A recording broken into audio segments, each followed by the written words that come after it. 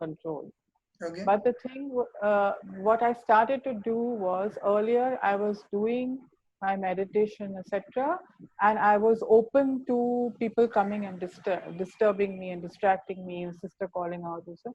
Then I started to define a boundary on certain times, and I found that when I started doing that, everybody started.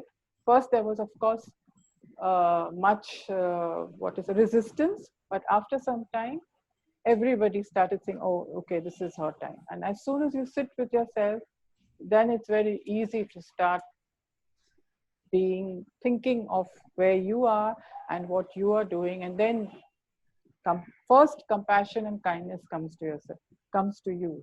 So you cannot be kind and compassionate or empathetic to anybody if you are not first to yourself. If you feel that internally yourself first, then only, and as that's why they say even love comes out of that. So if you don't really feel it yourself, then I think it's just fake, like you were saying, no, fake kindness, this kindness, oh, you're so this, you're so that. It's all fake. When you feel it for yourself, then you can really feel it for others. And that journey started happening. I very clearly remember it's when I started doing these boundaries. And these boundaries, by the way, I've started only in lockdown. Oh man. Oh man. So, well, sometimes it takes 20 years to start developing the intelligence It's to a love oneself. long journey. Yeah. It's a long And journey. You have no idea. yeah. So, Sujata, say if we were to look at a happier version of these things, although it sounds like a complete contradiction, on my journey, I think some of the best times I spent with my dad, although there are times when uh, I've been less than ideal. It's been very difficult at times where I prompted the thing or I landed up triggering something bad in him at some point. Uh, Yet, I try and look back upon the times that we managed to spend while waiting for some treatment to be done. He was in a half decent mood, and we were having a conversation which seemed normal. And that I think that normalcy for a little while was a gift that we gave each other. And I would not say Mm-hmm. because we are hurting as much during that time, we may not be physically healing, but I think the love that a kid or a parent or a sibling or any such thing gives us, said or unsaid, I think is there something to look forward to during such a huge life changing event of our lives? Uh, yeah, I would say in all that happens in a day, it's always the small things that happen, whether it is catching up with your dad or having that little moment with your sister, or me having that special moment, with my special person. I think that having those little moments in a way gives you hope as well. It's like, okay, fine. I've had these nice moments. I was able to connect in an old way, in a way that we have always connected, which seems to Yeah. have lost. So when you make that connection, it suddenly feels okay. Now I am ready to take on more, or I'll probably respond differently to whatever comes my way for the rest of the day. That's how I look at it. And in fact, I have one question for you, Bunty. You said you had certain realizations along the way.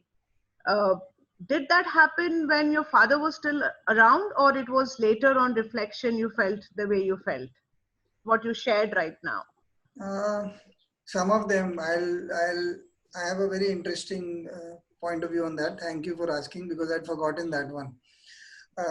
Our meditation covers a lot of ground as you go. We do Vipassana meditation, and over a period, if you do deeper courses, after 3 or 4 courses, there is a 8-day course which is far more intense because of the way it is structured.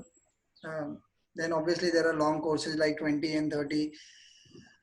Some of the learnings that came to me during the courses were still quote unquote superficial because they arose in me at that point of time. Their physicality of the truth that there is was revealed to me by my dad. When you sat down, there's a lot of discussion. I've had a lot of angst about the Buddha and Guru Nanak specifically giving so much emphasis to suffering. And at that point, it seemed like, why are they being so pessimistic? And why don't they get the hang of, you can be happy if you want to.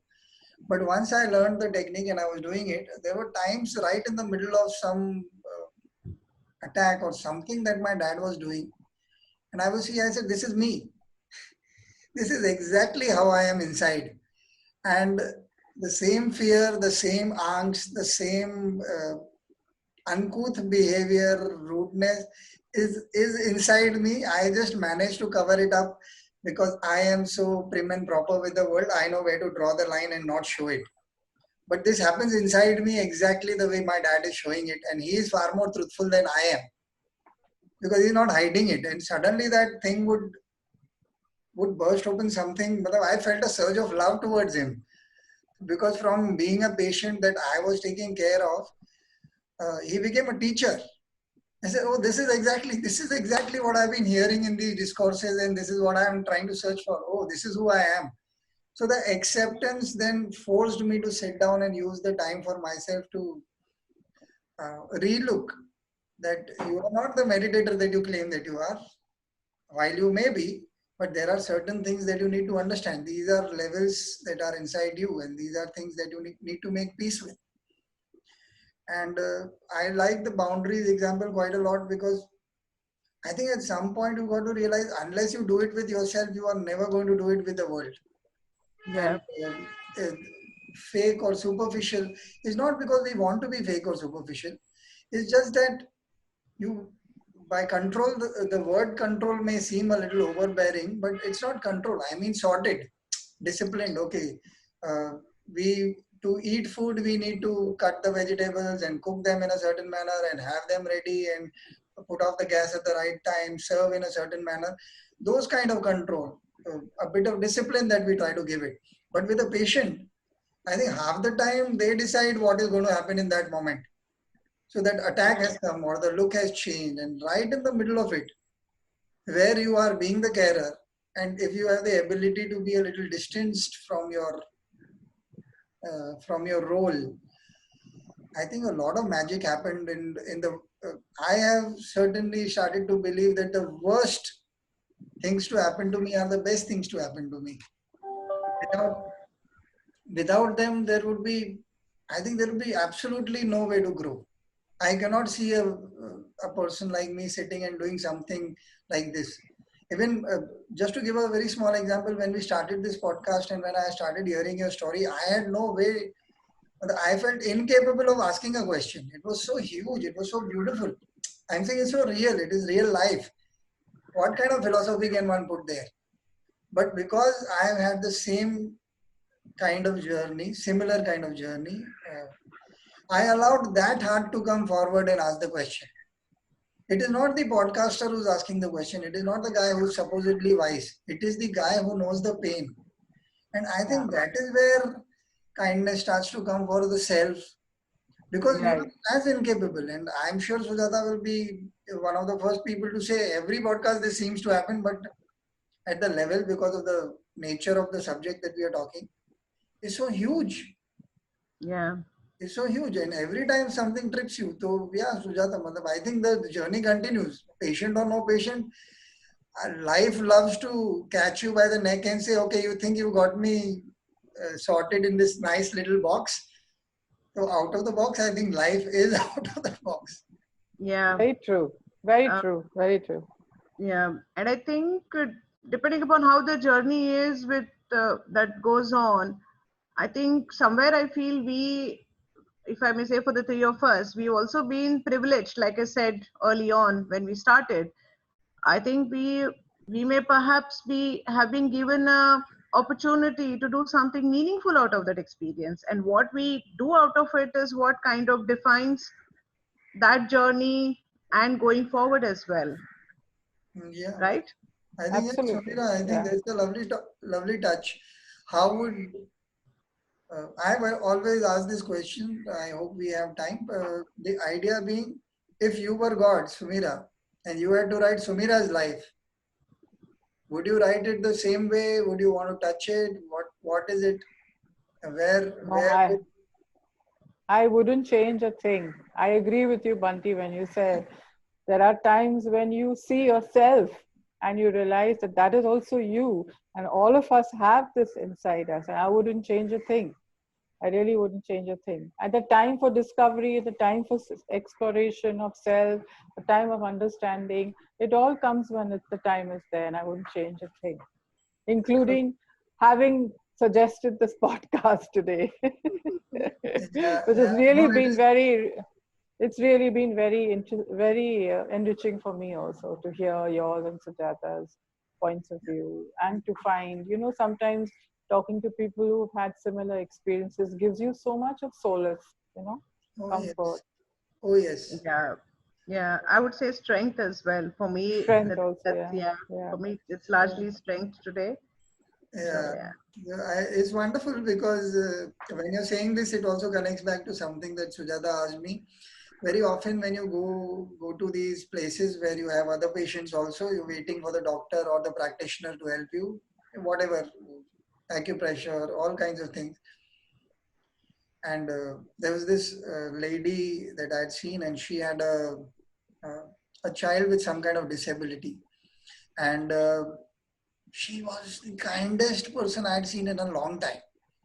And she did nothing. She just sat and talked anything, and she would say mundane things like anything. Did you have food before you come, and how do you manage? And I just felt that she exuded. She was neither the richest that I know, neither the most charming. She had nothing. But I took home so much of courage and so much of grace. And she was, in fact, I think she was also not very well off. But never did I see her love falter for either the loved one that she was coming with. And I used to be scared to hell seeing the situation that her one was in. Like, how do you deal with something like this? And she kept smiling and talking about, so how are things and what kind of work do you do? And with so much of kindness that the words never meant anything. The words were very everyday small things. But just the feeling that I took home every time I feeling. saw her, I think I came back and wanted to be a better person. I thought, no, I should be someday. Someone by chance should say, okay, this is what I feel when I meet you. It's so enriching, and I think, yeah, wonderful. Would never rewrite the story as it is, with the flaws, with the problems. Yeah, I think it's been a very happy talk. The second one. yeah, yeah, I'm yeah, yeah, glad that yeah, we could cover so much ground. Sumira, yeah. we are not letting you go very easily with this talk alone. At some point, we will poach on you to to go a little deeper in other aspects, perhaps. Sure. Yeah, sure. But right now, the topic, since you also had brought this up, and me and Sujata, interestingly for your knowledge, had spoken about this a week and a half before, that at some point Acha. we should do a topic like this. But we yeah. felt, because it was our stories, we are doing the podcast, we didn't want to bring our stories to the fore. And Right. luckily, things just fell in place at the right time. Yeah, absolutely. So, perfect. Yeah. So thank you for joining us, Sumira. Sujata, it's Thank always a you. pleasure. Thanks, Sujata. Thank you, Yeah, Bunty. Thanks. same It's been here. a pleasure. A Yeah, lovely way to reconnect with you. Of course, yes. Yeah. Sure, bye.